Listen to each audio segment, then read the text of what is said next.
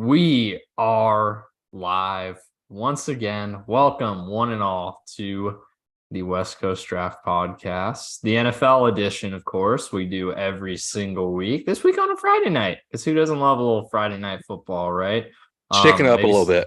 Shake it up a little bit. Maybe some of you guys coming back from your high school games, tuning in, or you're not watching live and you're just watching on Saturday morning. Maybe they were watching SMU versus Temple. I wasn't.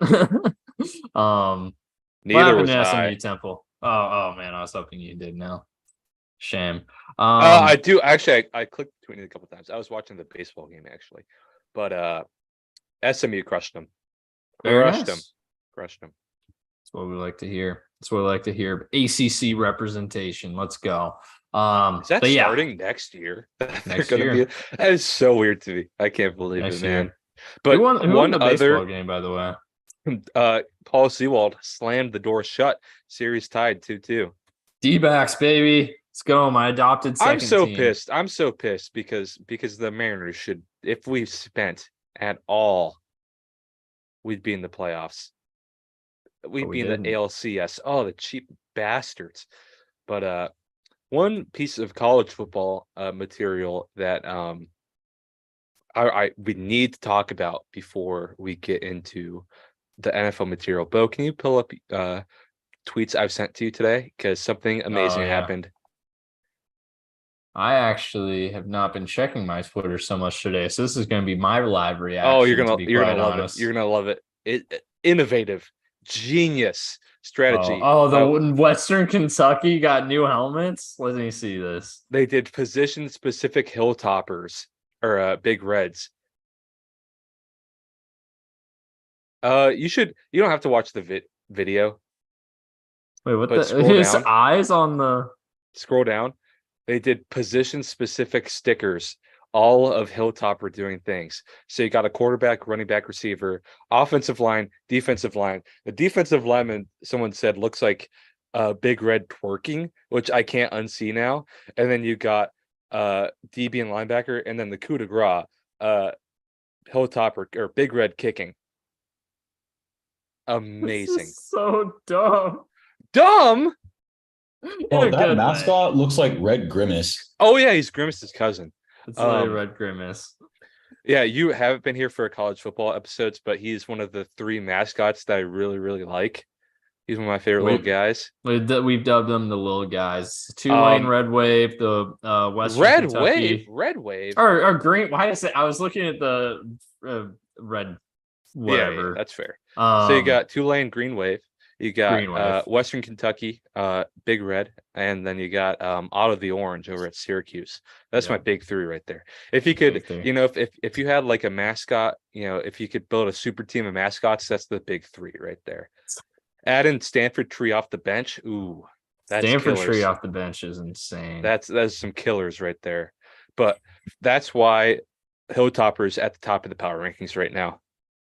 Yeah, even though are those the actual helmets they're gonna wear in game? Yeah, position specific helmets, or not helmets, but stickers. Yeah, they got the little eyes on. They're selling T-shirts. The bumper plate. Yeah, it looks like Play-Doh, but they're selling T-shirts, and I think I need to get one. I don't know which one I'd get. If I'd get the punt one, or if I'd get the offensive line twerking one. I'm leaning towards you got to do the O-line twerking one, man. That one's incredible. That one's iconic. But Western Kentucky, man, genius marketing. I love it. No, it's incredible. It's incredible, honestly. And the only interesting thing that came out of the there was a game the other night, Thursday night or Wednesday night, I forget when. And it was like, it turned out like there's a Taco Bell visible from the stadium, and it was Tulsa. There, a Taco Bell is 0.02 miles from Tulsa's football stadium. It was visible from the stadium, and the announcers were talking about Taco Bell. It's like, ooh, love it. Oh yeah, gotta get the chalupa melt when you're free, man. Gotta try it. It's great. I'm a big fan of I've always been a big Locos Tacos guy. Oh yeah, Locos Tacos are iconic. So and Quesalupa when they had that, that was so good. Wild. But anyways, time to get some NFL football. We got some NFL action to talk about, and joining us as he has the last 3 weeks. honestly, at this point, he's the third co-host of the NFL side of the West Coast Oh podcast, and yeah. that's Daniel Lisenbee. Daniel, how are you doing, my friend? I'm good, man. It's been a good day, a good Friday. It's There good we to be go. here talking There some we NFL go. football with the You know who's boys. got a ton of MVP bets coming in this weekend or this week? Have you heard Who's the that? news? Jared Goff got a ton of MVP bets this week. Yep. He won I the did see NFC that. Offensive Player of the Week too. Oh wow. Good for There him. you go. Yeah, he's been Good for dealing. him. There you After go, getting man. chewed up and spit out by the Rams. Yeah, there you go. They've built quite the team in Detroit for sure. Looking like a rare win-win right there. 100%. And the Rams got their Super Bowl, and the Lions have a dynasty. Well, how about they make the playoffs before we call them a dynasty? But who knows? Maybe. I mean, as much as I wish for a dynasty, yeah, we gotta. You need to trade up for Let's see how they do Caleb for this that to year. happen. right. We gotta see them win a playoff game first, and then we can talk dynasty. Yeah, but hey, man, Lions are a fun team that we'll be talking about a lot, I'm sure, as this episode goes along. But let's hop right into the Week 6 action because there's a lot of bad football. Oh yeah, yuck. Yuck, It was yuck, an yuck, awful yuck, week if you like offense. Scoring's been down the last 2 years. It's probably, I think part of it is because everyone's running too high, honestly. I think that's part of it. Everyone's running too high. And those then you get a lot more of those churn it out, grind it out games. Mm-hmm. Yeah. And fantasy football heads are wanting to ban a too high safety look. It's like, oh my God. No, Fantasy football, it's gotten way too widespread. Did we talk about Denver, Kansas City on the we talked about Denver, episode? Kansas City on the last episode, so we can skip over Hop that. right into skip across the pond for a moment. Skip across the pond, to London, England. Or no, sorry, this was in London. Yeah. This week's in it's not in Munich, I don't think, right? I don't think they're playing it this week. I think it's next week, but they do. Yeah, there's no London game this week. But it's not in but it's in Germany, but I don't think it's it's in Germany. It's not in Munich though. It's Frankfurt. Yeah. Yep. Mm-hmm. So I'm still scarred from that Munich game last year. Yeah, I would be too, to be quite honest with you. I think both games are no, I think Patriots Colts is in Munich. Mm-hmm. But Chiefs Dolphins, which by the way, what an international game that's going to be. Yeah, well, they got lucky to get that one. Right. That's I believe that one's in Frankfurt. But anyways, Ravens taking care of business. I mean, they won, obviously, but I mean, it was honestly just kind of them sloppy. Yeah, it was sloppy on both ends here. And it was, Justin Tucker continuing to carry in a Ravens offense that has been anemic at times, inconsistent. Anemic's not fair, but very inconsistent. I don't know. A couple weeks, I think inconsistent because a couple of weeks ago we're like, oh my gosh, Lamar looks great in this offense. Yeah, and I still don't think Lamar looks bad, but it's just like receivers aren't helping him at all. Mm-hmm. This offensive scheme in general just feels kind of broken right now, which is funny because Todd Monken was supposed to come in and be a wizard with that, and he really hasn't in a lot of ways. He has unlocked Lamar as a passer. I will say that Lamar's had a good passing season, but it has. I feel like the results on offense haven't necessarily been there. Have they scored 30 points in a game yet? I don't think so. I think the closest was probably 27 against Cincy. 25, 27, 19, 28. Oh, not 27 against Cincy, 28 against Cleveland, actually. Man, 24. God, NFL's so weird this year. Look at those last 3 games, though. It's like beats Cleveland 28-3, loses to Pittsburgh in one of the weirdest games ever. It's like, what the hell is going on in the NFL this year? It is very close. And I think a lot of, I think quarterback play is quite even lately. So, I think, big host of guys retiring over the last 5 years. We're waiting for that next generation still to bloom a little bit. 100%. 100%. But yeah, from a Tennessee side of things, Tannehill went down. Yeah, he did again. Now Ryan over the hill. Right, as I've yeah. been liking to call him lately. So Malik Willis back out there looks kind of like he did last year, to be quite honest.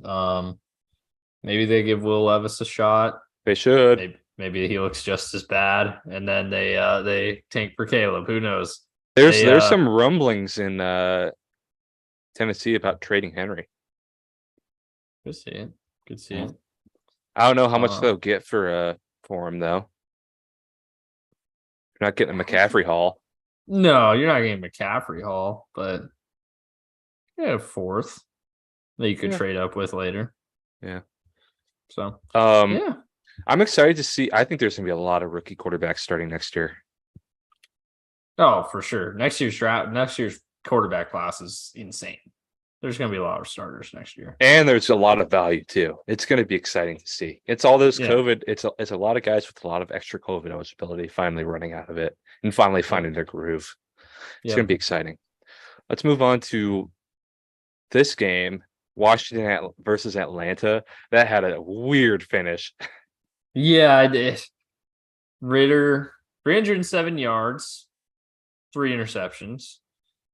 They still refuse to use Bijan Robinson properly. They refuse to use any of their offensive weapons properly. Yeah, it's ridiculous. I mean, they have used a top 8 pick, and granted, they got Drake London got his this week. I don't want to say that, but they did Kyle Pitts a touchdown too. Look at that. Funny that happened. You see how sad that Arthur Smith's reaction to the pick at the end. That was pretty fun. The mustache doesn't work on your face, man. You got way too fat of a face for the stash. Yeah. You have way too fat of a face and way too small of a mouth and like upper lip for the mustache to work. Damn, we're taking shots at Artie now. Yeah, Artie. Respectful shots. Okay. I'm coming from a position as a friend. Artie, doesn't work, man. You know, I gotta say, this Commanders Falcons game just kind of explains this entire season as a whole. In the sense that there's just so much mid in the NFL this year. Mid teams, mid quarterbacks, declining O-line talent, which, by the way, I can only name maybe 5 or 6 teams max that actually have solid, stable O-lines. And most of the other teams in the league right now are either mediocre in the trenches or they're absolutely terrible. Anyway, that's college football. College football is a better product than the NFL this year, especially with the parity in college football. How hot of a take is that? Oh no, for this year, I mean, it's still like the product is still okay. I'm not talking about the on the field talent. I'm more so talking about the big picture. Oh well, yeah, it's more fun to watch this year, no doubt about it, because it's like in the NFL, it's very top heavy with like the Chiefs, Lions, Eagles, Niners. It's very bottom heavy with the Panthers, Bears, Broncos, Giants. Everywhere else, literally everyone in the middle. And it's very mid. It's weird. It's a weird year, man. Mm-hmm. Yeah. I mean, just reading, and granted, power rankings are not valuable at the end of the day. I don't click on anything about a power ranking. I don't give a fuck about them. It is worth noting, and I only use this as an example. I've read power rankings that have the Bengals as high as 8 or 9, and I've had read power rankings with them as low as 22. And I don't disagree with either, honestly. They're both kind of right, because the NFL is just so freaking weird this year. That feels like it's more a matter of who's flipping the coin and writing the article. You said it so well, Daniel. It's just the abundance of mid in this season. And it's very encapsulated by that game, as well as the Minnesota-Chicago game. This is another game that there was a huge fan fight at the stadium. It's like, geez, you're seeing it everywhere. Now, I did tweet this out. It's really scary to see, and you should never have to feel scared of getting in a fight going to a football game. Sure. However, the fight videos are very entertaining to watch, at least to me. I do find them very entertaining, and I always have, because it's always like a bunch of fat dudes brawling. I find it very entertaining.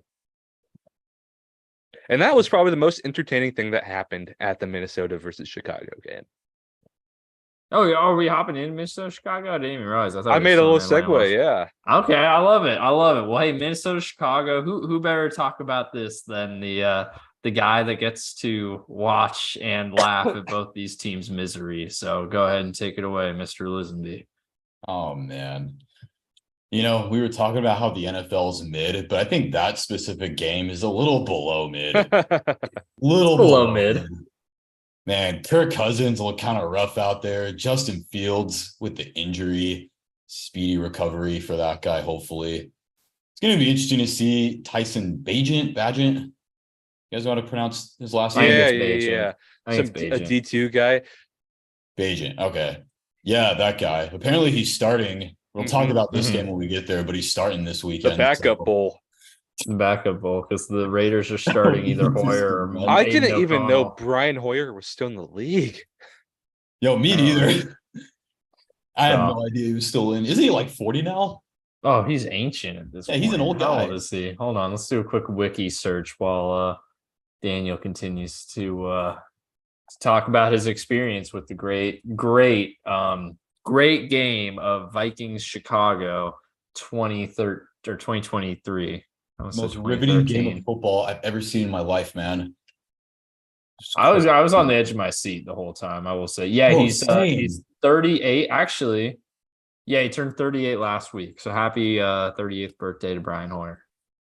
Oh man, but I got nothing else to say about that game. It's just they're both trash. Not much else to say. Yeah, I agree. I agree. Vikings slightly better even without Jefferson. Congratulations. I don't know if that's actually helps you to win this game because really you should be taking That helps the Bears if anything, because the Bears, yeah. They're gonna get a higher pick probably. Minnesota is just gonna be, he'll be on the outside looking in come draft time. 100%. And they're gonna have to see their division rival draft a generational quarterback. Now, will they ruin him? Probably. I know. Kirk did not waive his no trade clause either. You do not. Yeah, I did hear about that. So you're stuck. You're there forever. You're there forever. You're there forever. But here we go. Here's a fun one. Wasn't a fun game to watch. Oh, it was not fun. Okay. Ugly. Right. Seattle, Cincinnati. We'll both have our thoughts in this since my team came out on top. I guess I'll start. Yeah, go for it. If you told me when we were 0-2 that we'd be at 3-3 going into the bye, I'd take that. At the end of the day, a win's a win. Anytime you get a win over a team that will be in the playoffs, you take that. God damn it, this offense fucking pisses me off though, man. Those first two drives, I had so much hope. I was like, man, let's go. This is turning around. Shout out Andre Yosevach getting his first career touchdown. That was great. It looks so good. And then the second half, I'm just glad we're on a bye this week because my freaking brain can't take another week of this bullshit, dude. Shout out the defensive line, though. They came to play in the second half. Trey Hendrickson, baller. Sam Hubbard, baller. BJ Hill, DJ Reader, ballers. Cam Taylor-Britt, best game of his career. One of our guys. Dax Hill played great. DJ Turner, good. He showed up well as far as like advanced stats go. I thought he didn't look quite as good as he did against Arizona, but everyone looks great against Arizona. DJ Turner still had a good game. I'm excited about that corner duo going forward of CTB and DJ with Dax roaming the secondary. Just need Jordan Battle to develop into a true strong safety to be that Von Bell replacement. I'm excited about where that defense can be headed in the next few years. But offense, get your fucking shit together. They definitely replenished the well on the defensive backfield. Yeah. And that's tough. Offense is way too much talent to suck this bad though. So get your shit together in the bye week, and I'll see you against San Francisco. My God, I can't believe our next game's against San Francisco. We're fucked. Okay, go ahead, Rob. If you told me this far into the season that our defense would look like the better unit, I'd be shocked. But the defense actually looks kind of good. Devin Witherspoon had a really good game again. I don't know why the hell Jamar Chase is all pissed at Devin Witherspoon because like they hardly played against each other. No, I don't think he was pissed at Witherspoon as much as it was the Seahawks Twitter account, like posting a picture of him flexing over Chase, which implies that they played over each other a lot, which again, they did not. But yeah, I don't know. The defense looks really good, to be honest. It did. It looked great. They were flying they around. look really good. Now you hold Joe Burrow at home to 17 points, you should win. Mhm. The offenses looked horrible all season except for against the actually they didn't even look that good against the Giants. That's the thing. What about Lions? Lions, yes, but Gino just somehow always carves up Detroit. It's weird. I just I think the banged up O line is finally got back to them a little bit. I think the offense is a bit limited to having to have multiple tight ends on at least half the snaps because of the banged up O line. Lucas still isn't back this weekend, which sucks, but at least it's against the Cardinals. He'll be back next weekend, it looks like. So I think, but Gino totally missed JSN wide open on the second to last drive. He had him on a shadow cross and it was a touchdown. And I saw it live. I was like, Jesus, Gino, you must hate JSN or something. He does not want to throw to him at all. DK, some people were mad at him. I don't think it was his fault. He thought the whistle hadn't been blown. I'd rather someone do that than not. What's really funny that came out of this game though? Jamal Adams got fined $50K for lashing out at the doctor again at this game. I didn't realize. I didn't even see that. The news dropped today. He got a $50K fine for freaking out at a sideline doctor this week. It's like, come on, dude. Offense stunk it up. They probably should have ran the ball a little bit more. It was working. It was working, and just the offense just. I don't know what's going on. Is it how limited the offensive line is? That might be a factor, but I just do not like how they've played. I think the who was he targeting when Gino threw that pick into triple coverage in the red zone? Was that JSN? That was JSN. That was JSN. I was like, you're gonna throw that, but you didn't throw that shallow cross. That was worse as the shallow cross came afterwards. So maybe when Gino threw that first pick, that's when he lost faith. Gino shouldn't have thrown that ball though. That was totally on him. No, it was a total lob. Even if Hilton didn't pick it off, I think it was Turner that was right behind him. He probably would have picked it off too. The worst part though is Pete said they had that play ready and planned and was schemed up to go to JSN, and he still didn't throw it in the second to last drive. People are mad that Pete didn't kick it there, but it was the right call to go for it. No, I mean you don't know for a fact you get that ball back, and I mean, I didn't think we were getting it back.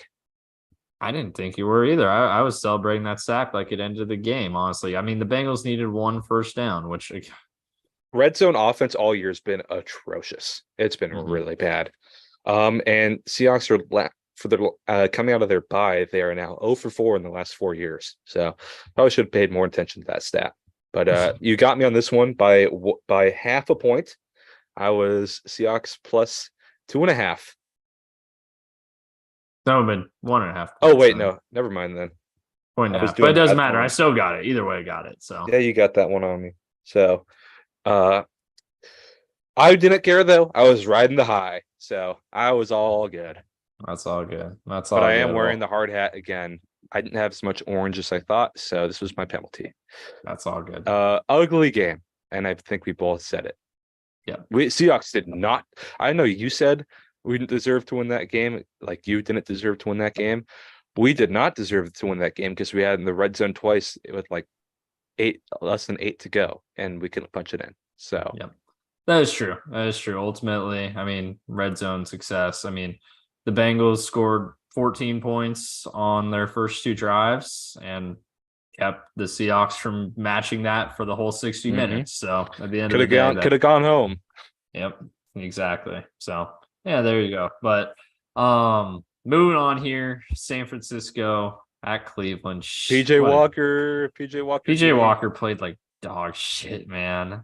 Funny thing is Brock Purdy just happened to play like dog shitty. Yeah, shocker. He lost Debo and McCaffrey, and he turns And into a Trent pumpkin. Williams. Yeah. And Trent Williams. What? No way. I hope they're all still out when they play the Bengals next Nick week. Mullins could look like Brock Purdy if he played in this iteration of the offense. Hot take. That's spicy right there. Dude, that's like Carolina Reaper take right there. Brock Purdy had a bad game, but I don't know, man. Cleveland's defense has been making a lot of QBs look Cleveland's silly defense here. is insane, man. They're good, man. Jim Schwartz, he's a genius, boys. Jim Schwartz is going to be a head coach next year again. Daniel, how do you feel about that? Dude, honestly, I'd be happy for him. I think you should get another crack at it. With how bare the offensive coordinator shelves have been rated throughout the years, I could see some defensive guys getting some opportunities. You don't see too many chances of a DC who's been out of a head coaching role for quite some time getting their chance, though. You don't see that too often. Yeah, I mean, wait he till was young Marvin at the time Lewis gets when it. he was our coach. Todd Bowles got it. Lovie Smith got it. So Todd I guess Bowles, maybe that's not too out of the question then. True. I could see him getting some interviews. I could see it happening, but trying to think if there's any others off the top of my head. and it was funny to see the kicker they spent a 3rd round pick on pull a Camden Lewis. That was brutal. And I was rooting for the Niners in this My game. 2 least favorite teams in the sport in all of sports lost. And they both missed wide right. Lost the same way in the same weekend. Like, remember what I told? I think I said all is right in the world, or to somebody when they told me that UW won, Wazoo lost, and the USC lost. I was like, all is right in the world, and that even continued into the next day. The Niners losing. Other than the Seahawks losing. Yeah, they didn't deserve it. That's fair. Yeah, I mean, shoot, man, the Browns defense is wild, but also worth noting the refs absolutely handed this game to them. Yeah, low key. Yeah. That's for every Browns fan ever who thinks their franchise is cursed. It is cursed. Don't get me wrong. You guys are cursed, but it's not the refs who are screwing you guys. It's yourselves. So stop doing that if you really care that much. I think it was the right call, especially in real time. They're going to call that every time. In real time, it's easy to slow it down, but in real time, they're going to call that. That's what the league is these days. If you're a team that toes the line, as much as the Niners do with physicality, you're going to get popped. That's what I've been saying for years. You know, toeing the line can work really well for you, but you got to understand that if you're going to do that, you're going to get popped sometimes. True. That is true. But I don't know. It's a sad state of affairs. I don't know. I was obviously rooting for the Niners in this game, and you obviously weren't. So yeah, we're gonna have different opinions on where that call's coming. Like if that call I am biased, I'll say it. But no, I mean, credit Cleveland. You know, they definitely came out. No one really gave them a chance when PJ Walker walked out as a starting quarterback, and DTR could have played better. He played horrible, but probably wouldn't have been much better. I mean, 19 points is still 19 points. The Browns' offense not good. I wonder what the league median was this week. That's actually a good question. Let's do a little 6, 8. I'll do it. You guys talk. I'll do it. All right, here we go. So, yeah, as far as the Niners losing goes, certain team from Detroit, Michigan is now tied for first place in the NFC. But we'll talk about them later because they're down here at the bottom. We'll get to them, but I do always want to hype up the Lions. There's at least one cat team deserves some hype this year. Speaking of cat teams, moving on, Carolina at Miami. Miami's a cheat code, bro. Miami is a cheat code. We'll see, unless they're playing Buffalo. But yeah, I mean, man, Miami. They went down 14-0, and it almost felt like they were like spotting them 14 points as a challenge to see how they can come back. And they still won by 21 points. Like, that's wild, man. That offense is too insane. You know, if Dan Campbell didn't exist, Mike McDaniel would be my favorite head coach. I love that guy's vibe, man. He's immaculate. And he's a really good coach, and he's got a good strategy. And he's funny as hell, too, in his interviews. And Tyreek Hill gets open like 40 times a game. And he just outspeeds every defense. And yeah, that's how Miami gets 40 points a game, unless they're playing Buffalo, because Buffalo's got an elite defense. Miami was one of only 2 teams in the NFL to score 30 or more points this week. The other was Jacksonville, their Florida neighbor. All right, I got the median. It was 20. 20. Honestly, it feels like it should have been even less, honestly. As actually, wait, so 24. So 42 and 37 were the high end peaks there. I guess Rams at 26. Here's next. A couple 24s up here.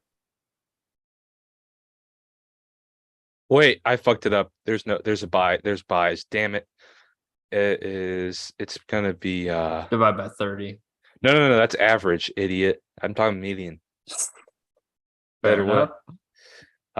It's gonna be it might be 19 and a half. No, yeah, it might be 19. Actually, it's 19. It's 19. That feels about right. It felt like it was less than 20, so that makes sense. Yeah, gosh. I mean, again, credit to Carolina. No, Jacksonville, Indy, both of them got over the median too. So there you go. Lots of games where neither team got over the median, apparently. I'll speak this though. I agree with the Mike McDaniel stuff. He's my second favorite coach because I love the guy. Great story, funny guy. He was mic'd up last week too, and he's being a goofball. Love it. He's so unique. He's very unique. Yeah. They got something fun brewing in Miami. It's still really hard to view Miami as like Super Bowl favorites right now. They need to show they can have a defense. That's true. I mean, their defense still isn't that good. They got Even though it's ran by Vic Fangio. It's a little inconsistent right now. Yeah. They will be getting Jalen Ramsey back soon, though. So that'll be big. I thought he tore it. No, he's coming back. He's practicing. Was it a sprain? I don't remember exactly what it was, but he's back in practice. Like this week, he was practicing.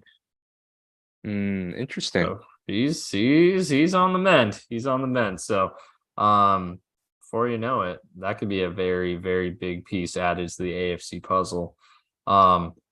Speaking of pieces in the AFC puzzle, I'm going to talk about the AFC South, the biggest puzzle of any AFC division. Actually, that's not true. The AFC North probably is, to be honest. Jacksonville took it to Indy. Just like we said they would. Like we said. They don't lose to Indy in Jacksonville. They've also got picked up another win since this game. So weird. Which we'll talk about. What a nightmare that game was. But if you're a Saints fan, of course. Actually, if you're a Jags fan, Start honestly, Hainer. they almost blew Start it. Hainer. Yeah. I guess the Saints are coming up here very actually on the next game, but still talking to Jacksonville. Poor Indy, man. They can't stop injuring their young quarterbacks, which this one wasn't their fault. This was Anthony Richardson's play style's fault, but it's tough, man. It's really tough. Out for the season. Brutal. Out for the season. I love them. I wish them the best. I hope the Colts didn't ruin another quarterback. That wouldn't have happened. He'd still be on the bench, nice and warm. Although the seat's getting hotter. He'd be on the bench right now, and he'd be nice and safe, especially behind the porous O-line we have right now. Hate to see it, and poor guy showed up and watched the game with the fan. Do you see that picture? He did not look very happy to do it when he was like on their front doorstep in a sling. It's like, geez, let the man rest. But hate to see it, man. Yeah. AFC South is starting to turn into what we thought it would be. I mean, Colts are still 3-3? Like they still have a fine record, but Texans, baby. Texans wild card, maybe. True, that is true. Didn't we gotta talk about Houston? CJ Rookie of the Year. Oh, at this point, absolutely. And he probably will still get it because quarterback value, just like we talked about this before, the way Herbert won it over Jefferson, their rookie years when Jefferson had a record break. I guess Herbert had record breaking season too, so it's not entirely fair. But So there was an interesting rumor that I heard that after so I believe they go Stroud or Anderson at 2? they went Stroud 2, Anderson 3. Yeah, no, never mind then. It's not too relevant then. I was remembering it the other way, but I remember I heard a rumor that after they picked CJ second overall, Seahawks War Room was like super excited because they thought they were going to get Anderson. But it's like I would have wanted CJ. He was my number 2. I'll take that to the grave. I heard an interesting comp today. Either Heward or Cowherd called Penix a left-handed CJ Stroud with a bigger arm, which is like, wow, that's a compliment. Mm-hmm. And I can kind of see it because CJ wasn't a little bit.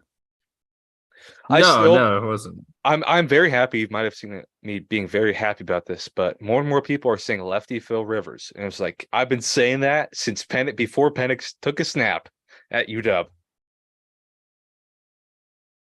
Yeah, that's not a bad one, actually. Yeah, I could definitely see that. He's got the sidearm, he's kind of got the loopy motion, but it works for him. It works. Yeah, it works for him. I feel like the lefty motions always look kind of weird, honestly. The only smooth lefty motion I feel like I can remember is Mike Vick's. He was the only one who ever made it look good. Even Tua, like Tua's the MVP favorite. When you mirror Tua's throwing motion, it looks fine. It looks fine, but like lefty, it's just the way our minds are trained watching football. Yeah, exactly. But I guess since we're already talking about Stroud, New Orleans at Houston doesn't have a problem at quarterback. At least. Hey-o. I was proud of that one. Have the Houston? Oh no, they had Deshaun. I was like, think about their history. They haven't had good quarterbacks. This was David Carr, Matt Schaub, underrated. Hey, don't disrespect Matt Schaub. I said underrated. He wasn't a franchise quarterback. No, definitely not.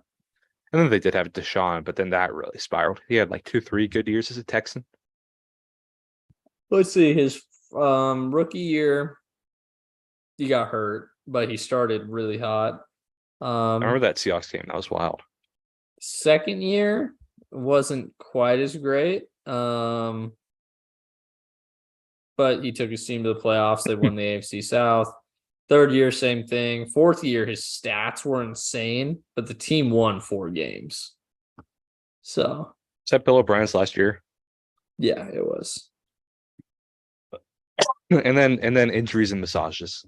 Well, he had to massage his injuries, Problem is what he did during the massages. Yikes. But yeah. Have fun with that, Cleveland. On Saints the New Orleans side of things, yeah, Saints suck, man. Saints suck. Are they 3-4 after this game? Yeah, they're 3-4 after week 7. Yeah, after Thursday Night Football week 7. So it's a generous 3-4 too. They're just they feel like a team. And what worst thing is, I was watching that they still have lots of talent. On offense, they still got Kamara, Thomas. They're not using him right. Dennis Allen's gonna be the first coach fired. Pete Carmichael, pretty bad coaching, and it's not just Dennis Allen either. Pete Carmichael, he was supposed to be good. He was always Sean Payton's right hand man, but I think the NFL has moved past the Payton offense. It's not working in Denver either. It's it's all about yak now, and that system was not yak. It's a vertical offense, and that's not what's in right now. It's not what's working against that too high. So I think the NFL has moved beyond them almost. Dennis Allen's gonna be the first coach fired. Oh yeah. They need some new blood. Yeah, I've been on the fire Dennis Allen trade for a long time. I thought they should have fired him after last year. They didn't. Look where you're at now. Start Hayner. I want to see it. I just want to see what he looks like. Yeah, might as well. I'll say he walks out. He's like 6'8", 260 pounds. From all that Chinese beef. It was the juice. It was from all the Chinese beef, man. He wasn't on steroids. It was the Chinese beef. It was the Chinese beef. Oh yeah, dude. I want to talk about another rough game. Oh yeah. New England Oh, versus yeah. Vegas. Oh If you God. watch this game, I'm so sorry. I did not. I was recuperating from the Husky game still. All I watched intently. Yeah, I watched Red Zone a little bit. I watched Red Zone, followed some games, but the only thing I watched intently was Seattle Cincinnati. But Mhm. this was a game that we had a bet on, and it was Vegas minus 2.5, and that was, as I told you then, free money because the Patriots are so bad. They are so bad.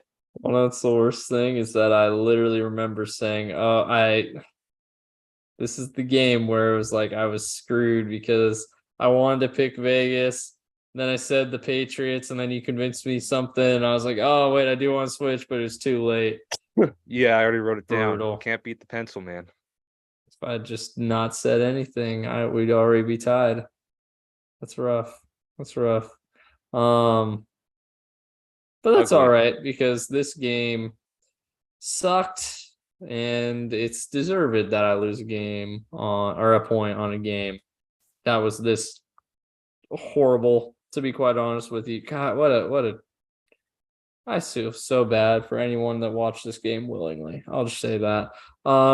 This is what New England fans deserve to watch after having 20 years of excellence. This is the game you deserve to watch. Welcome to the rest of us. Yeah, you're getting it all at once though. Instead of 20 years of mixed in suffering with mixed in success, you're gonna have 1 year that's just so abysmal that you're gonna hate your life just like most of us did for the past 20 years. So congrats, New England. Welcome to the madhouse. We've missed you. Welcome home. Biggest shocker It's been about a this- while. There is no escape. What are you gonna say, Daniel? No, I was just gonna say that the biggest shocker from this game is the Patriots got 2 touchdowns. Yeah. And well, funny thing is they needed a big penalty on Crosby to even get the second one. So Yeah, true.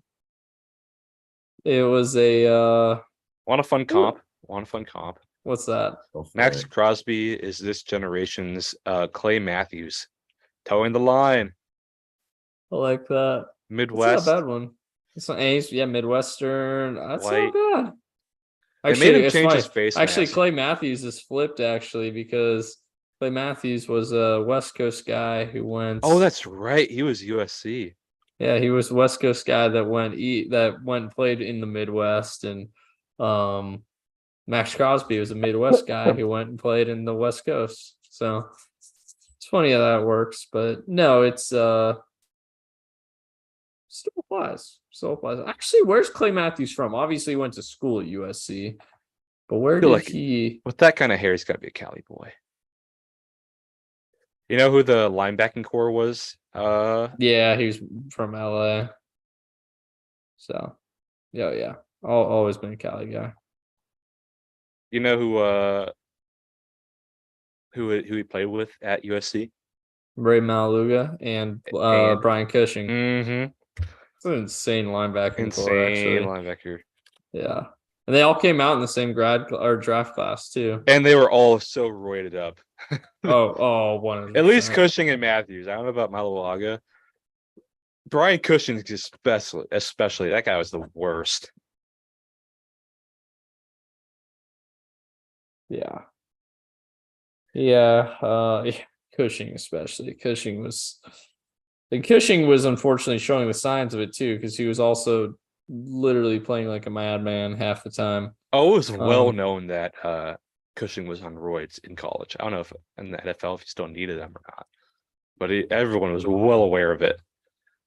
Mhm. But speaking of colleges and speaking of teams in LA, about the LA Rams having a big score margin, but that game was closer than Yeah, the first set they were HDI. losing at the end of the first. It's 9-6. pesky, then- pesky team out there in the desert. Oh yeah, and they're gonna get Kyler Murray and Buda Baker back soon. Fuck, They we're might win playing some them. games. Oh shit. Well, Uh-oh. Kyler's not back this week, and Josh Dobbs has officially gone back to sucking. So But Buddha's um, coming back this week. Of course he is. God he might damn be. it. Yeah, he might be. I saw a It sounds video of like. him. I think he's coming back. Yeah. He was at least practicing. Yeah, they're both back in practice, but they just already ruled Kyler out for week 9 or for this week, I know. But again, he could be back very soon. And if he is, that Cardinals team is not going to be an easy out by any means. It's going to be very, very grateful we got that game in early in the season if our fucking offense keeps playing this way. Sorry, I'm going to try to stop cussing when it comes to the Bengals, but they make me do It's it. all good. But no, anyway, so Cardinals Excuse me. Rams. This Rams offense, when they're rolling, they're hard to stop with Puka and Cup and Kyron Williams. Oh, Kyron Williams apparently is hurt now. When they're rolling, they are really freaking good. That O line is questionable for sure, but Stafford can still sling it. 1, 2, Defense 3, line. throw. 1, 2, 3, throw. Yep. 1, 2, 3. That defensive line can still rush the passer mainly because of Aaron Donald. They're not getting a whole lot from their edge presence right now, but Aaron Donald makes up for it. Honestly, I mean, it's funny because I feel like we talked about the NFC West is like very top heavy. And if you look at the records, it is because the Cardinals are still 1-5, but that is for how they played, they should be better than 1-5. Exactly. They feel like they're better than 1-5. Like I feel like people have already stopped talking about them in the Caleb sweepstakes, and they're still very much in it despite playing a lot better than most people have kind of thought they would. So, yeah, I mean they'll be fun once Kyler's back, or maybe they can swing Kyler on a trade to a QB needy He's team. untradeable. His contract. Maybe not next off. So the Rams did pick up a new running back. You hear this story? Recommended by a certain staffer on the Rams. Have you heard about this? No. What we're talking about? Jimmy Lake recommended the Rams pick up Myles Gaskin, and they did. Oh, did he? Yeah. That's awesome. There's a I do published love news that. story. Jimmy recommended it. That's awesome, actually. Let's go. I love that. Let's go, Jimmy. Let's get Miles some money. And hey, maybe he'll go out and ball out in that Sean McVay offense for the next few weeks and get some more money, right? That's big time though. So this next game we had a fun stat last week and we were wrong.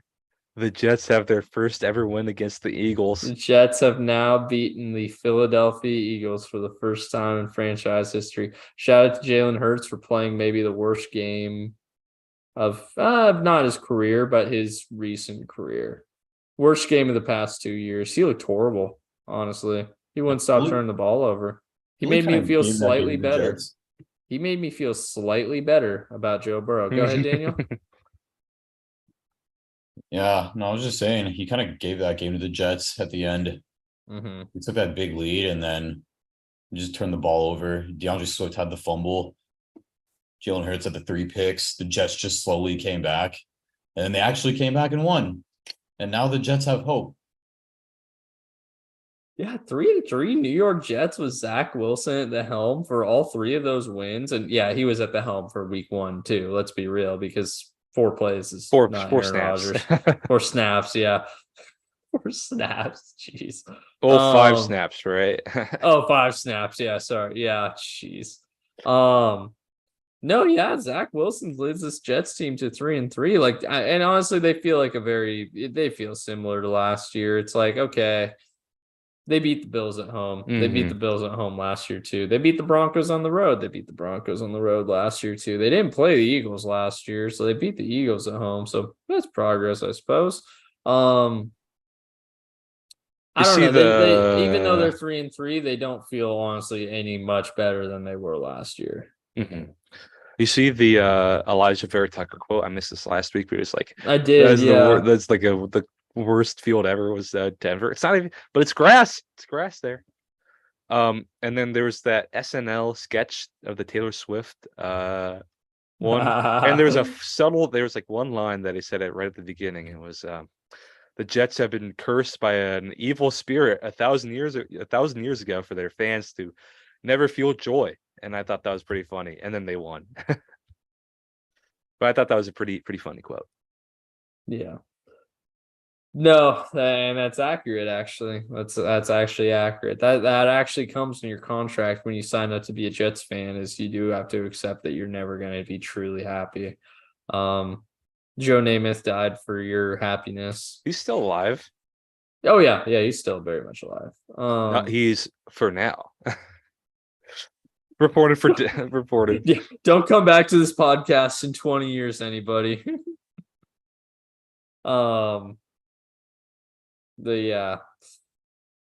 Philadelphia. Jalen Hurts, you need to play better than that if you're gonna ultimately lead this team to the promised land like you think you can. Your defense could not have performed much better for you in that spot, and you're the single reason you guys blew it. And got your first loss and dropped in the NFC standings. 72 Dolphins fans. 72 Dolphins memes fans. all week. Pop the champagne, Smoke the cigars. Oh yeah. But speaking of dropping in the NFC standings, who did they drop behind? Oh, that's right, the Detroit. Actually, I don't think that's true. It might be because they don't have they don't have a conference loss though. No, so, Detroit's still in third. Detroit's still okay. Well, they dropped it even with the Detroit Lions of Detroit, Michigan, who took on the Tampa Bay Buccaneers, the Creamsicle Nears, as I like to call them. So good. They gotta just wear those always. They gotta wear those always. They did so well. They looked beautiful, man. Yeah. Daniel, what's you take away your breakdown on this game? Oh man, this is a good game to watch, boys. I think last week I said that Detroit was going to start strong offensively and the Bucs would settle into the game like as it goes on. That didn't quite happen. Instead, Detroit kind of started off quickly on defense and the Bucs never really got settled at all. Mm-hmm. Granted, Baker, honestly, we got a few breaks because Baker missed like 3 or 4 deep shots in this game. I think like one of his receivers, Palmer, like dropped a couple. So Baker's pick was tipped by one of our linemen and Jerry Jacobs picked it off our corner. But apparently that wasn't tipped. Apparently they were showing a replay. Mike Evans was wide open behind the safeties. So that could have been a pretty big game there, like 90-yard touchdown. But, that's what happens when, your team's able to make plays and make your luck work out for you. Mm-hmm. And I think the Lions did just that, especially in the second half. That Craig Reynolds block, man. Oh, that was sick. That's what this team's about, man. Like they play for each other. They care about the team aspect, So it's cool to see, and it's something that I haven't seen on this team, since ever. But finally, I get to see that this year, which is They got a great culture going. They do, man. It's refreshing. It's really nice to see.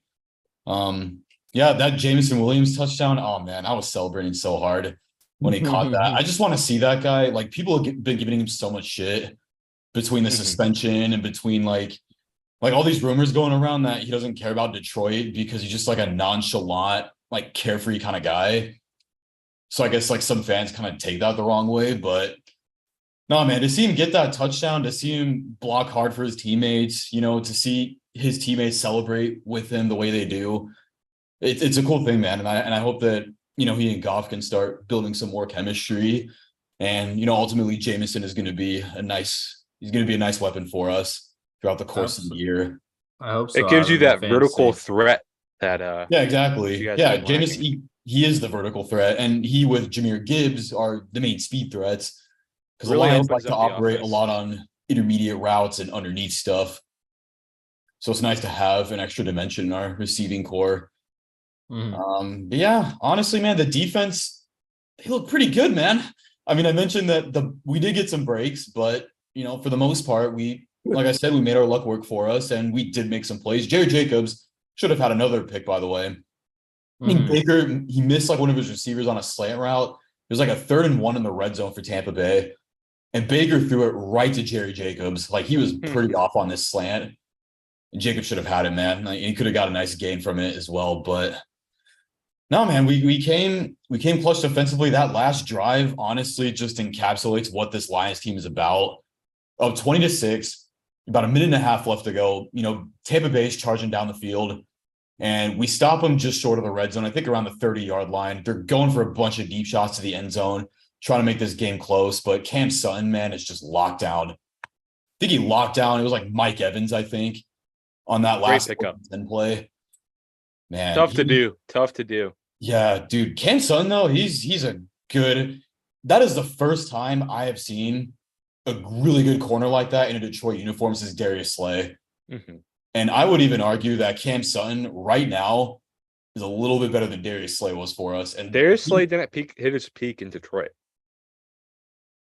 I feel like that could be argued. He was pretty good with us. He was really solid. He was good. Became elite in Philadelphia. I feel like he was talked about as elite in Philadelphia. And Detroit, he was still playing really well, but he wasn't talked about that way.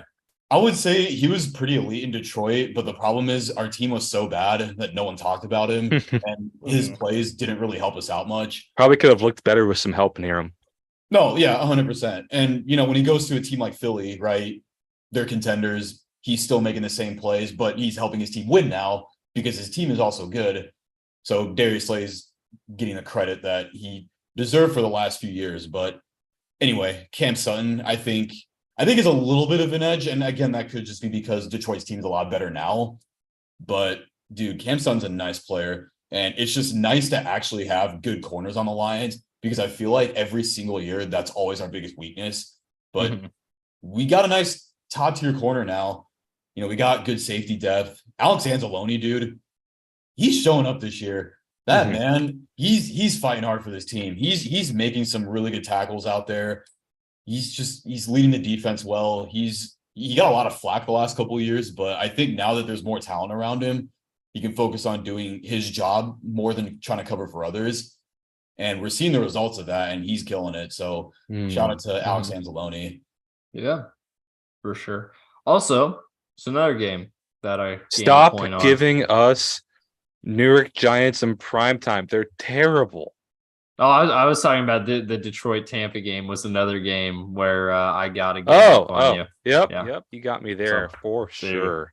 There you go. But yeah, like you said, why are the Giants still playing in primetime? That could have been flexed. They could have also could have won this game, which if it happened on Sunday Night Football would have been really funny. They should have won this game. What? I don't care. They're never going to call that on the last play of the game. So they've shown you that forever. Stop complaining about it. They're never going to get those calls. Been called. You're never going to get it though. They're never going to. It should have been. It was the right. It should have been called, but you're not going to get it. Different call. A head coach, or not even a head coaching call. A call audible by Tyrod Taylor. Also cost his team football game. The hell were they doing at the end of the first half? Why, Tyrod? You've been in this league for a long 13 years. You're a 13-year veteran. Why are you making that mistake? That's horrible. Do you know how much time's on the clock? It's got too antsy probably. That's just terrible. What are we doing, dude? Ugly game. And then that handshake at the end was awkward. Oh yeah, no, Dable and McDermott are not best buds. I did not know that. Yeah, they apparently did. They butted heads a lot when Dable was there. McDermott. So my understanding is Dable is very fiery, hot-headed, kind of not getting his players, but kind of be the guy, the aggressor, that sort of A kind of guy. Type A. McDermott's very kind of chill, not go with the flow because obviously he's still a defense or NFL head coach, but at the same time, it's he is more relationship building, stuff like that. He is not going to get on his players' cases quite as much. To the point where it actually kind of sometimes rubs people the wrong way because it's hey, we just lost in the divisional round of the playoffs and it feels like you don't even care it's sometimes that's what I heard from a lot of people. So, it's they very different personalities and obviously they worked very closely together for many years and it feels like they were both kind of ready to move on. So there you go. But Yeah, very awkward post game handshake. Got a worse post game handshake landing in DeBoer or McDermott and when you consider the context, it's Dable and McDermott because they worked together for years, and it's think. Yeah, that's very true. And I think people are making too much about the Landing DeBoer one. The field was being rushed, and Landing probably was smart to get the hell out of there. Now, he probably didn't even look at him and gave him what looked like to be a pretty dead fish handshake, but still kind of want to get the hell out of there. But I agree with you. I think that one, the McDermott Dable one was pretty awkward. And they should have honestly elevated Dable and gotten rid of McDermott. Yeah, especially can you imagine that. Dable with the amount of talent on this Giants on this Bills team? They should have elevated Dable. That was a mistake. Yep. It seemed like both these teams lost in this game. Like they both just looked bad. I remember we were sitting here last week. We were talking about how Buffalo was just gonna run over New York. And then we just get this turd of a game. So I feel like so inconsistent right now. That moment teaches us that we gotta respect every opponent and not like brush off conversations about each game, because we did exactly that last week. And like I said before, we ended up getting this freaking turd of a game, man. We also got we did the same thing with Cleveland, San Francisco. Yep. We also did the same thing with Miami, Carolina. We did with quite a few of them, to be honest. We did with Miami, Carolina, and it worked out. So, but yeah, I mean, it's almost like I want to like give Giants played hard, like they had the leading passer and the leading rusher, but like you also only scored 9 points. Like that's not going to win on the road in the NFL against a Super Bowl contender. So. Yeah. What do you get for being allergic to the end zone for the entire Yep. Precisely. And then last game of week 6. The only thing people will remember from that game is the lady. Yeah. Bro, I was watching. All right, people went too crazy about that. It was funny. Sorry, what were you saying, Daniel? Yeah, go ahead, Daniel. No, I was gonna say I was watching a TikTok earlier about that lady. And this guy was like speculating that she's kind of like an industry plant, like the NFL, like a lot of people something to act like a diehard Chargers fan, just so they could show that the Chargers have diehard fans. And so I was thinking, like, I will confirm that is a well-known fan of the community, and they do get cabana seats every time. So that has been confirmed. But the crazy thing, though, is they dug up a picture. I don't know why they did this. People got way too fixated on this one fan, but they dug up pictures of her as a Vikings fan, though, with like it said skull on her forehead, on her big ass forehead, and she was wearing a Vikings jersey. But it was an Adam Thielen jersey, and I think the picture was before the Chargers moved. And she said, "Yeah, I became a Chargers fan when they moved to LA." And it's like, I can respect that because she's not lying, because most fans became Rams fans when they moved to LA. So I respect that more, to be honest. But that was a very weird time on Twitter of people digging up photos about her. That was strange. People want her to be fake so bad. It's actually kind of sad. Oh yeah, a little bit. But it shows how cynical we are as a society. Can't we just think it's fun? Go ahead, Daniel. Sorry. I was just going to say, it's kind of telling we're talking more about that fan than the actual game. It just shows how interesting the game actually was. Yeah, it was ugly. I mean, actually, Dak had a good game. He looked solid. The only real throw he missed was the last touchdown that he should have had to Pollard. Other than that, I mean, he did his job out there. He actually looked solid. He looked competent running the offense. If I hear them say Texas Coast offense one more time, I'm going to lose my mind.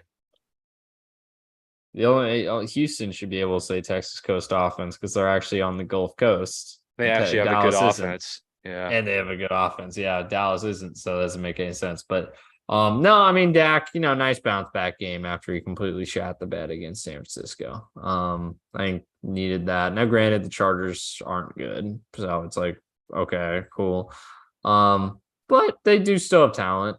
So not a bad win. Bailey's on the hot seat. Oh, He's yeah, getting fired too, man.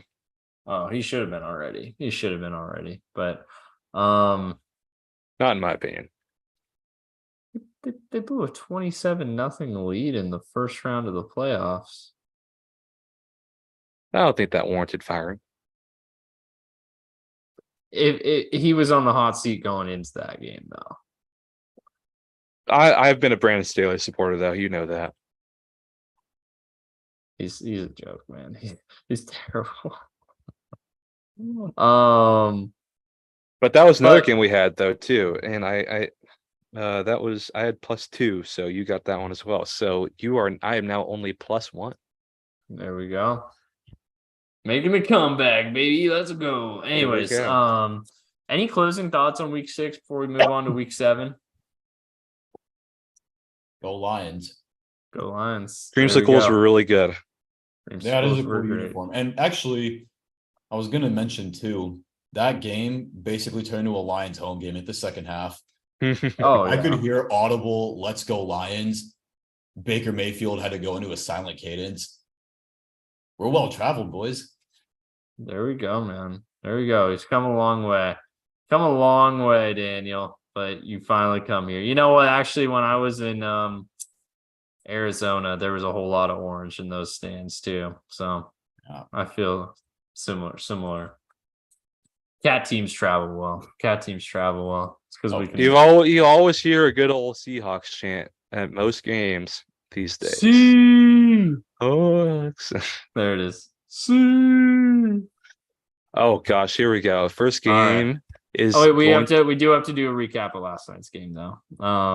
I thought we saved that for next week. Oh no, you're right. Yeah, Jags covered the Jags with the points won. We had Jags +1. We both picked them, so no difference there. Yeah, we were I think that line was set probably before Trevor was confirmed to play. Yeah. Hope you bet that though, folks. Trevor didn't have to do a whole lot because their run game and defense dominated. So who knows? Maybe even CJ Beathard could have won that game either way. But play Jake Haener. Saints suck. Poor Foster Moreau though. That catch wasn't as easy as people are saying though. He short armed it for sure. But I don't think it was as. I think he was kind of twisting his body a little bit too. I don't think it was as easy as people make it out to be. Mm-hmm. And then people don't understand one thing about catching balls, especially in traffic, especially in the red zone, is when it goes between you and a player, you can't see the ball, so you don't know where it's going. People really forget that part. It's hard to. It's a lot harder to catch in the NFL than you think. True. It's hard to do anything in the NFL than you think. These guys make it look so easy. How tight margin windows are, and how fast. Literally, like you will be sacked by the time you take one step and get the football and look up. You will be sacked on like 90% of plays. Yep, exactly. So there you go. I mean, there's not a whole lot to talk about with Jags Saints. Jags get up to 5-2. Which is pretty good considering they're 1-2 not very long ago. They've really turned it around. Saints fall to 3-4, which they're the slightly below average team. 3-4 is a very slightly below average record. So there you go. All right, actually, Daniel, any thoughts on that game before we move on to week 7 picks? No, they're both who we thought they were. Yeah. Agreed. And speaking of teams that we thought they were, the Bears were who we thought they were. There we go. Boom. Classic. There it is. Raiders going to the Bears. The Bears are getting 2.5 points at home. The backup bowl. We got Tyler Bagent versus either Brian Hoyer or Aiden O'Connell. Sounds like it'll be Brian Hoyer. AOC, baby. Play him. I'll start with Daniel. I'll give it to Danny. It's an NFC North. NFC North. That's what I was thinking as well. Great minds think alike. My head is dying. I'm taking it off. I'm sorry. That's fair. I'm gonna start by saying that if you're losing to Brian Hoyer in 2023, you should delete your franchise. What about if you lose to Tyler Bagent though? You should still delete your franchise. So one of these franchises is going to be deleted. Who is it going to be? Well, that's a good question, man. So we got the worst 3-3 team in the NFL against the worst team in the NFL. So what's going to happen here? Bet the under. That's what's going to happen, even though it's at 37. Jesus Christ. Yeah, definitely going to bet the under. I'm going to say Raiders win. Raiders win by a field goal. Josh McDaniels is going to back into yet another win like he did against Green Bay, like he did against New England. He's got yet another god-awful opponent in Chicago. So Josh McDaniels and company will back into a 4-3 record. We're all going to look at each other wondering how the hell is this team 4-3? Because 4-3 is reserved for good teams, like pretty solid teams go 4-3. But no, we're going to see a Brian Hoyer-led team go 4-3. Which makes sense because the Bears are a pretty terrible team and they're going to fall to 1-6. And I'm going to have to hear about Bears fans saying, oh, yeah, the Lions started 1-6 last year and they improved to 9-8. Oh, my God. So we'll get better throughout the year. With that. But they don't crap, realize Bears that fans. the Bears they either get blown out against clearly better teams or they, you know what I mean? Or they like lose close games to other terrible teams. Or I guess they had that one game against the Commanders, which is just, it's such an anomaly, man. Like that game is such a fluke for both sides. Mm-hmm. Anyway, Raiders by a field goal.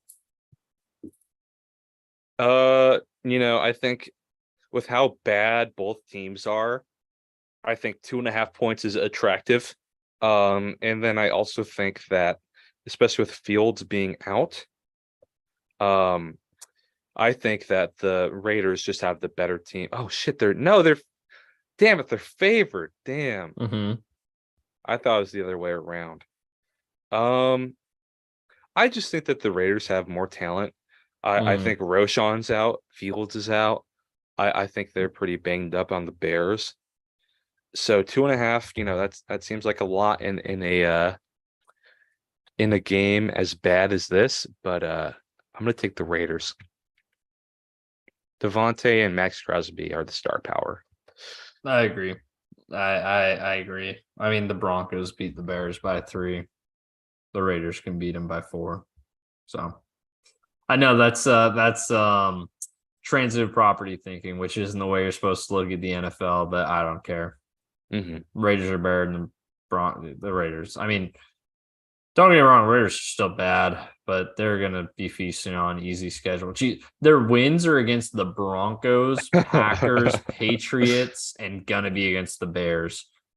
Congrats on getting to 4-3 against a middle school team, a special education team, a school of the blind team, and a deaf team. Congratulations. Shout out to Gallaudet, though. They had a cool new technology made. I did see that. Shout out to that. I love some accessibility with football. So there we go. Moving on here to Cleveland, going to Indy, leaving 3 points behind. Colts at home. They've been competitive this year. However, Gardner Minshew has not been as good in this game or in the past few games as he was early on in the season. Meanwhile, Brown's defense is flying high. They've already feasted on one, kind of beat up offense. They can definitely do it again. I'll take Browns -3 here. I'm going to agree with you there. I think Colts are just looking tough. And what's interesting is it is indoors, so they don't have the weather factor helping them. So that'll be interesting. But I think Minshew's turning back into that pumpkin. Mm-hmm. Say Browns 24, Colts 6. That feels pretty realistic, honestly. For this one, just because I can, but I think Gardner Minshew is getting eaten alive by this Browns defense. I'd take the under on this though too.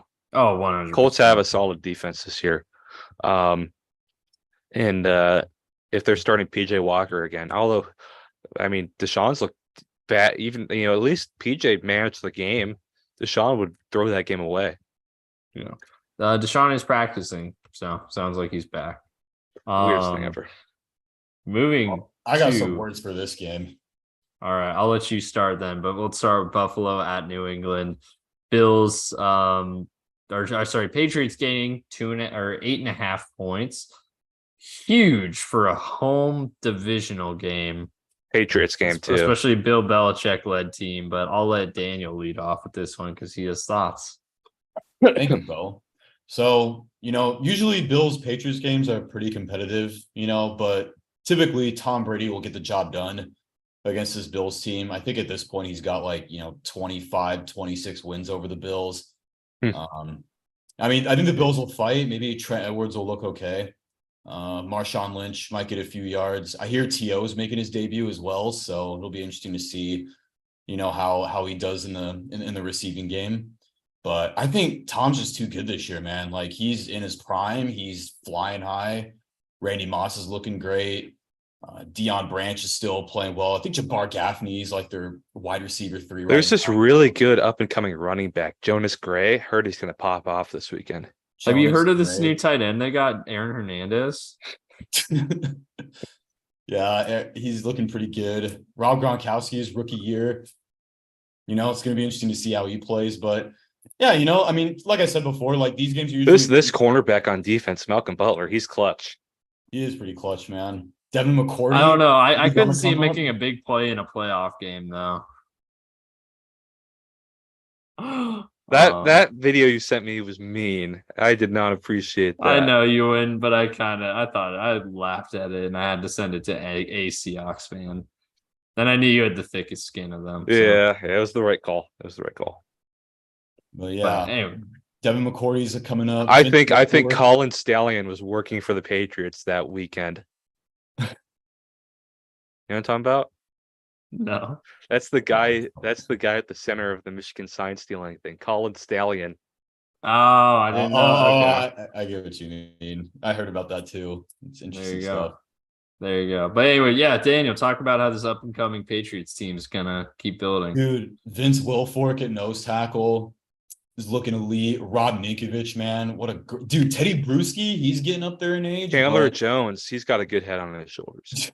Got a young Chandler Jones. Jamie Collins, Dante Hightower. Oh my god. But yeah, man, these games are always like pretty competitive, but as long as Tom's been a Patriot, the Patriots have always come through. So I'm gonna say Patriots like 31-24. Wait, hold up. It was 28. Hold up. I'm like 15 years behind. I'm looking at the 2008 schedule. Hold up, my bad.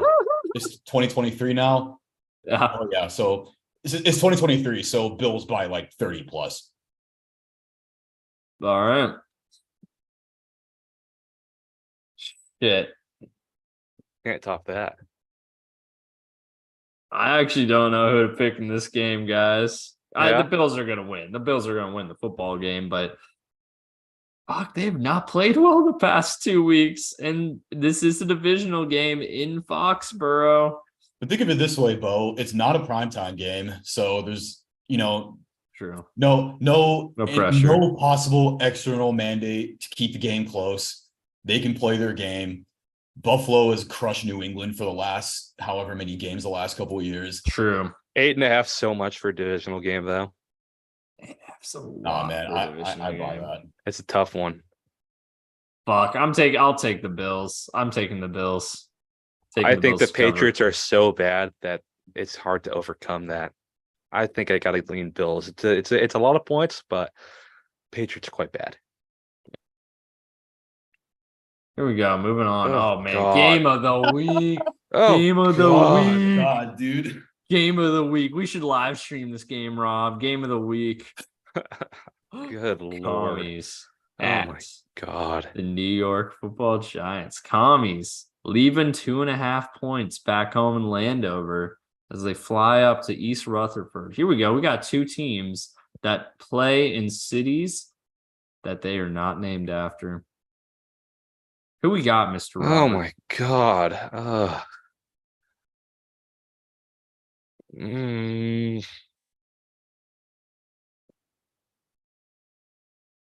Commanders with 2.5. The Giants are bad. There was a lot of extra juice from last week. Revenge game for Dable. I think that got him up to play. This was Sunday night. Mm-hmm. They've been disrespected all week. No one gave him a chance. Yeah. Daniel? I want to pay a compliment to Sam Howell. He's actually looking kind of good. I feel like not a lot of folks are talking about him, but he's not a bad quarterback. He's had some pretty decent games. Now, with that said, I'm taking New York. They're going to win this game. Why? All right. Because they have to win eventually. I know they're allergic to the end zone. I know they're horrendous to watch, but Washington lost to they let the Bears get 40 points on them at home, man. Like this Commanders team is just, they're so Jekyll and Hyde. And Yeah. I think this is a case where you can make the divisional game argument, and the Giants are going to be at home. I got to take the Giants this game. And if I'm wrong about it, then I'm wrong about it. And the Giants are even worse than we already thought. But I just thought of something though. That where's the strength of the Commanders defense and where's the weakness of the Washington or the Giant offense? Danny. Line. That's a good logical point, and I'm still vibes. All right. I'm still sticking. I love how it says under betting nuggets in each of the last 6 matchups between the Commanders and Giants in New York, parentheses New Jersey, the under has hit. I think that's so funny. That's just like a pot shot right there. It's like, geez. Yeah. I'm taking the commies too, honestly. They are definitely up and down. Don't get me wrong, that game against the Bears is still definitely stuck in my mind, but this Giants team is just fucking awful. So I'm taking the Giants. Or sorry, no, I'm taking the Commanders. Oh, you already said it. Too late. No, kidding. No, that's kidding. Falcons going to Tampa. Tampa dropping 2.5 points at home as they take on a divisional rival. It's another one. Mr. Jokinen, you lead off. This is going to be a big game. Both teams getting up for this game for a divisional matchup. For that, it's going to have some big old playoff implications. It's at Ray J. Give me the Bucks. I agree. I'm not gonna overthink this. I think the Bucks are just the better team on both sides of the football. 3 points, a field goal, that feels generous. So give me the Bucks as well. Yeah, man. Bucks D looking great. Falcons road performance, absolutely awful. Give me Tampa. Look at these totals. 37. A lot of under 40 totals. Vegas is adjusting. Yeah. There we go. Detroit. Take the lead on this one. Baltimore. Oh, Daniel's definitely taking the lead on this one. Detroit going to Baltimore. Baltimore dropping 3 points to 5-1 Lions team. Go ahead, Daniel. Game of the week. This is a game I'm really excited for. I was gonna say Dolphins, Eagles, probably. No, this is the game of the week right here. And it's a new era of Lions football when the Detroit Lions make it on game of the week. So I got to be proud of the boys there. I don't know, man. I'm kind of scared of this game because it's on the road. It's our second straight road game. And Baltimore, they're pretty good. They know how to shithouse these kinds of games. So, it's going to be close. Like, I'm expecting something pretty competitive. I know every Lions win this year, except the Kansas City game, has been by double digits. I think this is going to be a single-digit win for Detroit. And I mean, Baltimore could just as easily win this game, but I feel like the Lions have a lot of good momentum right now. And I feel like the Lions and Ravens are kind of similar at the moment in that, they're both like they both know how to grind it out with their opponents. But Baltimore is showing a little bit more cracks, I think. I think they're a little bit inconsistent at the moment with their play. Like that game they lost to Pittsburgh is going to be in the back of my mind for the rest of the season. That game was so weird. Like, how do you just dominate a team on paper only for Pittsburgh to have like a decent drive or two to win the game because the Ravens just cannot close anything? They could not kill that game. But, I mean, obviously, like game to game, team performance is going to be different. But what that game tells me is that Baltimore has a lot of cracks in their system. They've still got a lot of things to figure out. I think Detroit right now is a little bit more of a well-oiled machine. And I think Lions fans, once again, are going to travel really well for this game. Like, this is a truly special season. The fact that the Lions are getting all the media attention, the fact that they're seen as contenders, it's a first for the majority of the fan base. And because of that, they've been traveling everywhere. They took over Lambeau. They took over Ray J. They're going to at least try to take over, is it M&T Bank? M&T Bank Stadium, M&T Bank Stadium? Okay.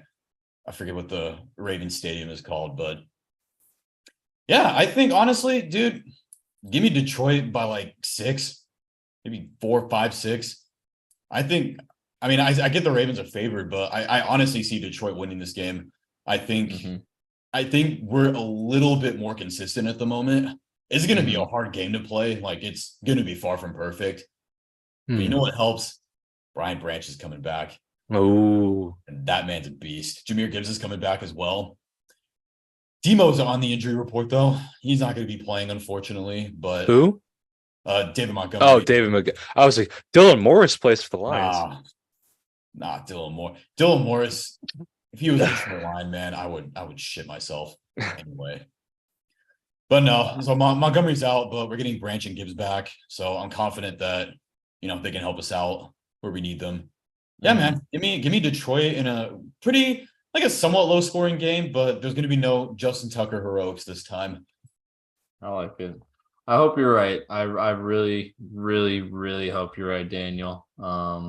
Nothing would make me happier than to see the Ravens drop this game.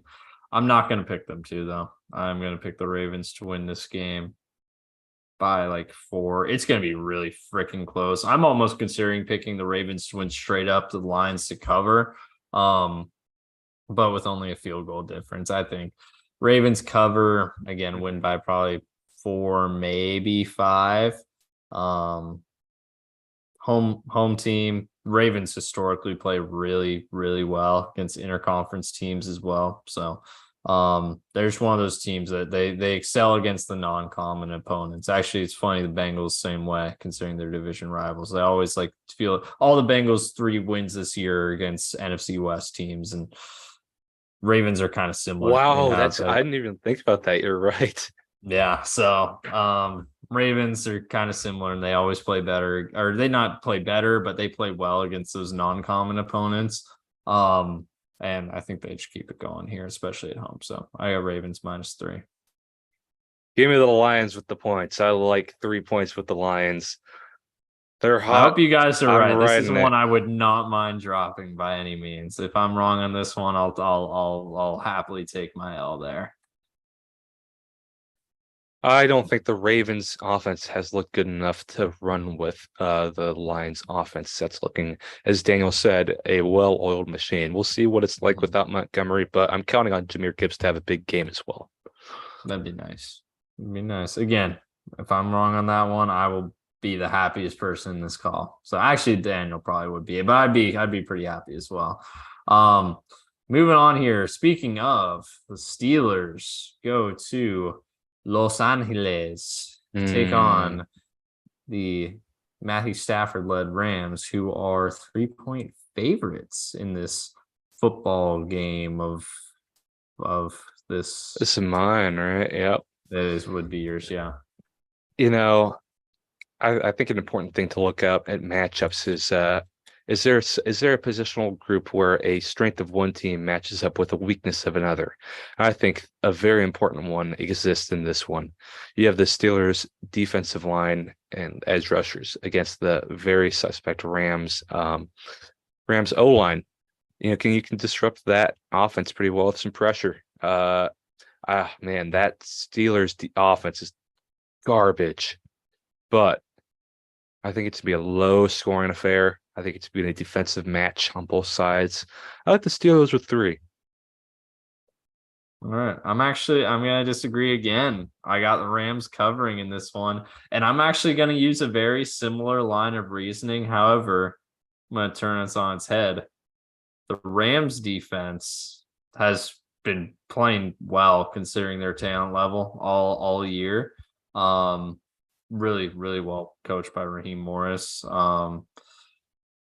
Against the Steelers offense that doesn't have Pat Freiermuth, what are the Steelers going to do on offense when they don't have their check down guy? And then also on the other end, yeah, you could say like, hey, that Steelers D line against the Rams porous O line, it's going to be a mismatch, and it will be. Don't get me wrong, but the Steelers corners suck, man. Cam Sutton being gone is a massive, massive blow. Patrick Peterson's horrible. Joey Porter's solid, but they're not even like playing him that much. Cooper Kupp and Puka Nacua are going to eat these guys alive on just the short and intermediate stuff, and the Steelers linebackers aren't good enough to fill and go out and play out in space and range and make tackles. So I mean, I could see Matthew Stafford, throwing 50 balls for 320 yards, averaging barely over what would that be, like 7 yards a pass? Like nothing too crazy, but it's gonna get the job done. So yeah, I got the Rams -3 here. All right. Daniel. I got the Rams -3 as well. I was gonna pick the Steelers, but I think Beau swayed me a little bit. Steelers have done me well this year so far, though. That's true. Yeah, you and But I they- did the Steelers in that Steelers-Ravens game. But they did the opposite for me against the Texans. So And they did first well for ring. me in that week too, though, because I picked the Texans. That's true. You've been nailing Steelers games all year, man. Maybe I should just bribe you to bet against or bet for them, or bribe. Wait, hold on. What I'm trying to say? No, you pick Steelers games right every time, win or lose. So never mind. Maybe I hate the maybe I should just get you to say. Maybe I should just get you to say that they'll lose every single time. Rob's a closet Steelers fan, confirmed. He is. He is. Uh-oh. I got caught. He just got terrible towels. Mom, Yeah, like Dad. the green screen falls down and my room's like yellow. It's like Oh, man. Mom, Dad, I have something I need to show you. Opens his closet. It's like a Mean Joe Green shrine. Oh gosh. I would hate myself if I was a Steelers fan. I would hate you too. Oh, It'd make the pod pretty funny though. It would. Anyway, sorry. Go ahead, Daniel. I interrupted there. I was gonna say, in all seriousness, I think Stafford's gonna be dealing it. They won't be scoring a lot, but Stafford will be dealing against the Steelers team. Rams defense is probably good enough to not give Pittsburgh too many ample opportunities. So unless they have like an offensive collapse the way the Ravens did, I think the Rams just escaped that game by a little bit and get the home win. There you go. Arizona. Oh boy, here we go. Going to Seattle. Seattle getting 8 points. Man, it seems like a lot. At home Cardinals are getting 8 points. Seattle 8-point favorites at home. Go ahead, Rob. I think we've been really good against bad teams and quite bad against decent teams. This makes me think of the Carolina game, and fuck it, we ball. Give me 8. Give me Seahawks with 8. I know it's a lot, but we're due for a bounce back. Defense is looking great. I think we'll be able to score enough on them. I mean, you've been saying they're pesky, but I want to see. Give me Seahawks. I'm trusting the FBI. Go ahead, Daniel. I'm gonna say Seattle blows out Arizona. I think the Cards will be. I think it'll be kind of similar to when the Cards played the Rams last week. They'll keep it competitive for the first half, but I think Seattle by second half just completely runs over them. And there's no possible way, right, that Seattle could be as bad in the red zone as they were last week. There's no possible way. Is that right, Rod? No, I mean the Cardinals pass rush can't compete with what the Bengals pass rush did, it's been an issue all season, to be honest. But I also think totally just lost my. Oh yeah, Pete Carroll's elite coming off a loss. He very, very rarely loses 2 in a row. Okay, good. So we're in agreement that Seattle should win -8. Yeah. I agree too. I think it's kind of like what Daniel said. I could see this game being close in the first half, but then ultimately the talent difference just kind of plays out. If Kyler was playing in this game, I would be very tempted to take Cardinals +8, but they've already confirmed he's out. So the pumpkin. Yeah, we're gonna go not trusting Josh Dobbs. So yeah, Seattle -8. We're feeling good. Packers dropping a point to the Denver Mile High Broncos because their fans are all a mile high because they suck so bad and they make them want to smoke weed. Yeah, I guess I'm leading on this one. Give me the Packers -1. I don't know. The Broncos fucking suck, man. I know we wanted to talk about, hey, don't brush any games off. Dude, the Broncos are horrible. They're bad. They're so bad. Man. Russ has started to become the problem the past 2 weeks. I know we've had to say, he wasn't the problem. The past 2 weeks, he's played horrible. The defense still doesn't look good, although they played a little bit better against the Chiefs. Sean Payton still doesn't look like he cares to know. It doesn't care out there. I don't know. Game Packers -1. I mean, yeah, not. This isn't me saying the Packers are good or anything, but it's just me having more faith in them than a Broncos team that has shown me over and over and over again that they suck. So I'll give this one to Daniel because we got his favorite team. We got his favorite team playing in here. Yeah, my favorite team. I like all three of our favorite teams have some shade of yellow in there somewhere. So if you count gold as yellow. By the way, why are they so proud to call themselves freaking cheeseheads? What do you mean? Guys, you wouldn't be proud of that? You wouldn't be proud of that? Go Pack, go! Stupid. Someone clip that. Someone clip that. Stupid team. And because they're a stupid team, I'm going to take Denver, dude. They're both bad, and Green Bay is going to show that they're one of those bad teams in this game. It's going to be a tough away game for them. I'm not saying the Broncos are going to make some like Herculean bounce back or anything, but the Packers suck too. And Jordan Love is going to throw away a few. Like the Packers this season, dude, they are the worst first half team I've ever seen, or at least the worst first half team that I've seen in like at least 5 years. I swear to God, every single game they've played, bar maybe the Falcons game, they've started just like even the Bears game. I know they ended up winning that like 38-10 or whatever. They were only up 10-6 going into halftime. Like that's a bad against the Saints too. They were down. They were 17-0 at half against the Saints. Down bad. They were down bad against the Saints, and they had to get, one of the most BS comebacks that I've seen to win that game. Anyway, yeah, give me Denver. I think Green Bay will prove that they're just as garbage and mid as any other. That's like 90% of the NFL this year. And Jordan Love is going to still be inaccurate. He's going to throw at least a pick. Russell Wilson's going to look average, which will be good enough for them to win. So, yeah, Denver, mic drop. In college football, I'm well known to have some of my favorite little guys. While those are mascots in college, I do have a favorite little guy who is still in the NFL. And I still trust in Russ. Give me the Broncos with the point. My favorite little guy, Russell Wilson. There you go. We got a difference, son. Good pick, Robert. Good pick. So we got three differences so far. We got Pittsburgh, we got Detroit, and we got Denver. Yeah. Cool. And Lions Baltimore. Oh, you said Detroit. I said Detroit, yeah. I have it written down as Alliance. I'm an idiot. It's all good. The Chargers. I don't know why I said that in a Boston accent. The Chargers going to Kansas City. Chiefs dropping 5.5 points here. Divisional rivalry. Chargers always do play the Chiefs pretty well, especially in Kansas City. They usually play better in Kansas City than in LA.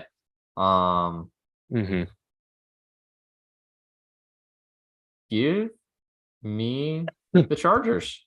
I think they keep it close. The Chiefs went straight up, but I think the Chargers have a knack for keeping these sorts of games close. Divisional game. I mean, 5.5 points. I mean, this Chargers team's too talented to be losing, but 5.5 points. And I think this Chiefs team has also shown some signs of weakness. Even their wins, other than the Bears game, have not been blowout wins. So, yeah, give me the Chargers to send T Swift home sad. Actually, no, she'll still be happy because she doesn't understand how betting lines work. Probably she'll be happy because the Chiefs are gonna win. I'm gonna agree with that. I've always had a soft spot for the Chargers. That fan is gonna be there again. I hope the Chargers bring. They should put her in the same box as Swift. Honestly, that'd be fun. They got similar attention. Jeez. Yeah. Only 5.5 is a lot for a pretty decent divisional opponent. I think it'll be within 3. Yeah. Boyos. I think the Chargers are going to win this game. Oh, baby. I like it. That's fun. I like it. Win this game. I think because they tend to play pretty well against KC. Like, this is like the one game that the Chargers show they're still inconsistent, but it's the one matchup where they at least look like they play to their potential, even in losses. They at least play to their potential when they play KC.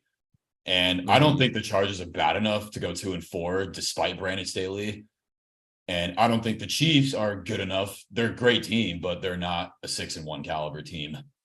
They're so distracted too. Oh my gosh. I think I saw Jason and Travis at the Phillies game. They were there, yeah. Oh wow. They're distracted. And it was funny because I don't know why I thought it was funny. They were drinking Bud Light when Travis Kelce is like a Bud Light, like he is in Bud Light commercials. I don't know. I thought it was funny. Like, well, I saw some people going crazy. Oh, Mr. Pfizer drinking Bud Light. I hate him. I didn't even make that connection. That's also kind of funny. Yeah, I think about it, but I just think it's funny that Kelce was in Bud Light ads and seen in public. Oh, what beer is he drinking? Everywhere. Bud Light. By the way, let's make clear, Bud Light is not good. I said that before Travis Kelce was a sponsor. I'm a Kelce Coors hater. Light's better I made anyways. that clear. Oh, Coors Light's way better. Coors Light clears. It's cold. It tastes like the mountain. The can is blue. Exactly. No, So Coors Light is a million times better. But